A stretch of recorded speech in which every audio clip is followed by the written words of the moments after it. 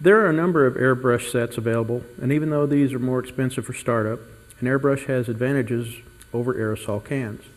Airbrushes can pay for themselves in the long run in both product savings and in the finer control of the application process. With an airbrush, you can adjust the spray from a fine, narrow jet to a wide fan depending on the process and how much product you want to dispense. You can adjust the spray to freehand some of the patterns you want and feather the edges to fade one pattern into another. With an airbrush, you can also mix and tint liquid base colors to create shades that are not available to you with aerosol cans. With most airbrushes, you can also modify the air fittings to fit compressed air lines and use a small compressor setup. These units are available at minimal cost in the 1 to 2 gallon range. Setting up a compressor-driven airbrush system is pretty easy, and the parts can be found at most auto parts stores.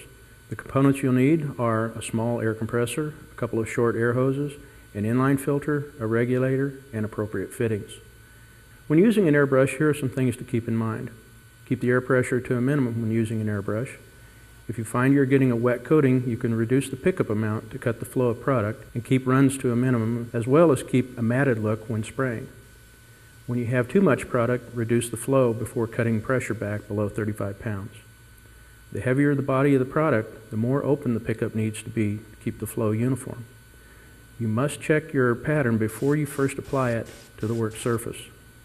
Check your filter often and drain off any moisture or oil or other contaminants that have accumulated in the filter bowl. I recommend a double filter in humid climates as a precaution. Remember, when using an airbrush, mix only the amount of product you can dispense over a short period of time.